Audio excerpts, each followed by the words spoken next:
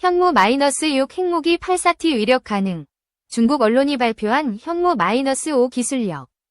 이제부터 중국 전역이 사거리 전체 포함 한국 기술력 최하라고 발언했던 중반응. 1일 오전 경기 성남 서울공항에서 열린 제76주년 국군의 날 기념행사 때 현무 -5 미사일이 최초로 공개됐다. 현무 -5는 탄도 중량이 AT인 세계 최대 수준의 초고위력 지대지 탄도미사일로 파괴력이 워낙 강력해 괴물미사일로 불린다.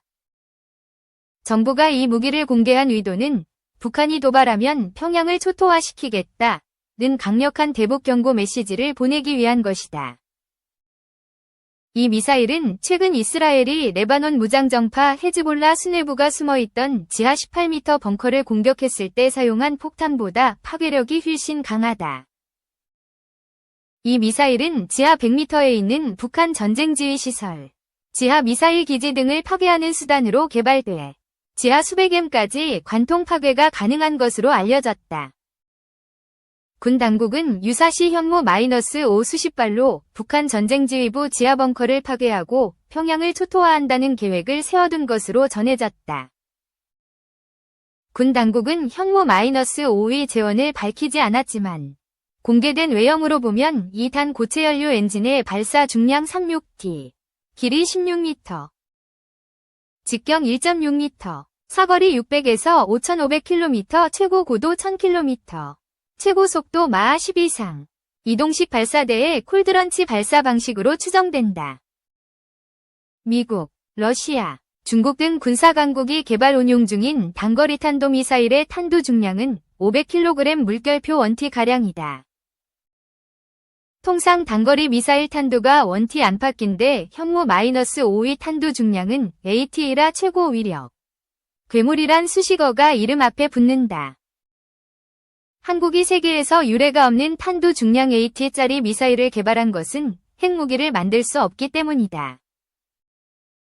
북한이 이미 6차례 핵실험을 하고 핵능력을 높이고 있는데 한국은 자체 핵무장 포기를 전제로 한 미국의 확장 억제, 핵오산에 기댈 수밖에 없다.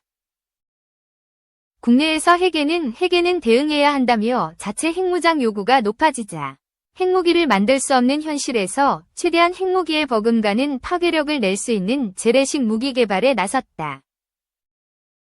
문재인 정부가 한국의 미사일 개발을 제약하던 미사일 지침을 폐지해 사거리 800km 탄두 중량 2T의 현무 -4 개발, 탄두 중량 AT 현무 -5 미사일 개발이 본격화됐다. 1979년부터 한국은 미국을 위식해 미사일 사거리와 탄두 중량을 스스로 제한한 일종의 정책 선언인 미사일 지침을 갖고 있었다. 문재인 대통령이 2021년 5월 한미정상회담에서 미사일 지침 종료를 선언해 한국 미사일 개발의 사거리, 탄두 중량 제한이 모두 사라졌다. 현무 -4는 지난해 9월 29일 국군의 날 기념식에서 공개됐는데 당시 군 당국은 이 미사일이 현무 -4라고 밝히진 않았다. 이번에 공개된 현무 -5는 지난해 시험 발사에 성공해 개발이 마무리됐으며 올해 양산 절차에 돌입해 연간 최대 70여 발을 생산할 것으로 알려졌다. 이후 계획된 일정에 따라 실전 배치될 예정인데 최대 200여 발을 배치해 운용할 것으로 추정된다. 유용원 국민의힘 의원은 현무 -5는 비행거리 1000km 이하인 단거리 탄도미사일이지만 탄두 중량을 줄이면 중거리 탄도미사일, 사거리 3,500km 급 이상 성능을 발휘하는 것으로 추정한다고 말했다. 미사일을 만들 때 탄두 중량을 줄이면 사거리를 늘릴 수 있으므로 탄도미사일의 통상적인 탄두 중량인 1T를 기준으로 하면 현무 -5의 사거리는 5000km 이상이 될 수 있다는 것이다. 2. 대만 독립론에서 확대되는 양안,위 전쟁 게임. 대만의 6회 공군 병력이 동원되는 군사훈련이 오는 28일부터 11월 1일까지 닷새 동안 펼쳐진다. 중국 인민해방군이 라이칭더 총통의 상십절 기념사를 빌미로 전면적인 대만 포위훈련을 실시한 데 따른 맞대응 훈련이다. 중국 측이 중화인민공화국은 대만을 대표할 권리가 없다 는 기념사 내용을 트집 잡아 앞으로도 대만이 독립움직임을 가속화할 경우 무력 침공을 불사하겠다는 경고장을 날린 데 대해 대만 측 또한 철통방어 태세로 맞선다는 의지를 보여주겠다는 뜻이다. 육군 기갑여단과 기계화 보병여단, 공군의 F-16V 및 미라주 2000년에서 5 전투기 등이 참여하는 이번 훈련에는 야간 전투 시나리오까지 전개될 예정이다.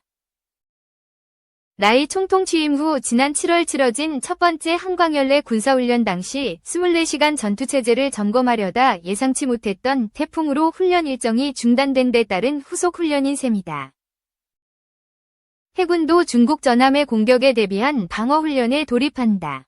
지난 한광훈련에서 실전 대응력을 강화하되 보여주기는 지향한다는 차원에서 훈련 모습을 언론에 공개하지 않은 데서도 라이 정부의 단호한 의지가 엿보인다. 지난 14일 실시된 중국군 동부정구의 연합 리젠 2024B 훈련 자체가 대규모였다. 최소한 항공기 153대, 해군 및 해양경비대 함정 25척이 동원된 데다 그동안의 어느 침공훈련 때보다 타이완 섬에 더 가깝게 접근한 것으로 관측됐다. 중국군 제1호 항모인 랴오닝함 전단이 투입됐음은 물론이다. 이번 훈련을 주관한 동부전구는 중국군 동서남 북중부 등 5개 전구의 하나로 대만과의 무력 분쟁 해결을 책임지고 있다. 동부전구 소속 전투기와 함정들은 평소에도 한 달에 서너 차례씩 전투태세를 갖춘 채 대만 주변을 순회하는 것으로 전해진다. 이에 대한 대만 측의 대응도 만만치 않은 편이다. 이번 중국군의 훈련 개시 발표에 앞서 미리 전략적 위치에 이동식 미사일 발사대를 배치하는 등 만반의 태세를 갖췄다는 것이다. 대만 전투기가 랴오닝 항모에서 발진한 중국 제-25 전투기에 초점을 맞추고 조준하는 모습도 대만 국방뉴스 신문에 공개됐다. 양측의 군사훈련이 단순한 훈련 차원을 넘어 순식간에 치열한 실전 양상으로 확대될 수 있다는 개연성을 보여준다. 대만 해협이 러시아 우크라이나, 이스라엘 하마스 전쟁에 이어 또 다른 화약고로 변할 수 있다는 얘기다. 양안의 군사훈련 기싸움은 최고 지도자의 행보에서도 그대로 드러난다.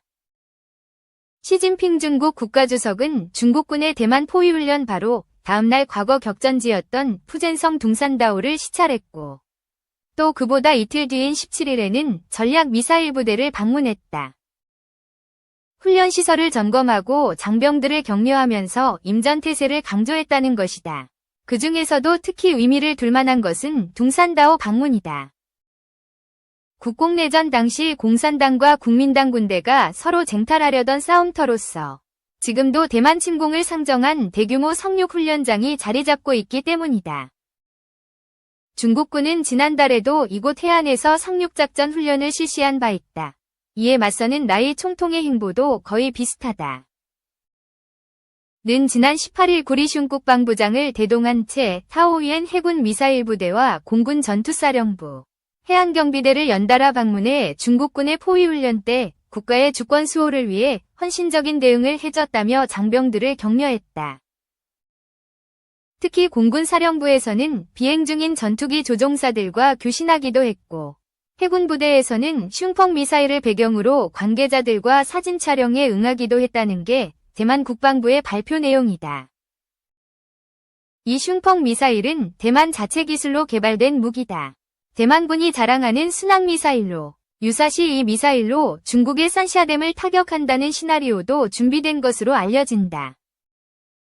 대만은 내부 기술로 잠수함을 개발한다는 계획도 추진 중이다. 그러나 총체적으로 따져볼 때 대만 군사력이 중국에 비해 턱없이 밑돈다는 사실을 부인하기 어렵다. 결국 전력 차이가 너무 크기 때문에 전면전 수행은 불가능하며 우크라이나처럼 비대칭 전력으로 맞서야 한다는 관측이 지배적이다.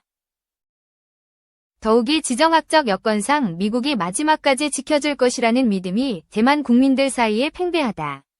중국의 태평양 진출을 가로막는 방어선의 최전선 교두보로서 지리적 역할 때문이다. 따라서 대만이 무너질 경우 한국과 일본, 필리핀 등도 덩달아 위험해지기 마련이며 결국 미국의 세계 전략에도 손실을 초래할 가능성이 충분하다. 게다가 대만 TSMC가 주목을 받게 되면서 이 반도체 회사가 중국에 넘어가는 것을 서방국들이 그대로 지켜보고만 있지 않을 것이라는 공감대까지 형성되고 있다. 최근 독일 함정과 일본 자위대 구축함이 중국의 반발을 무릅쓰고 대만 해협을 통과한 데서도 서방 자유진영 국가들의 대체적인 분위기가 읽혀진다.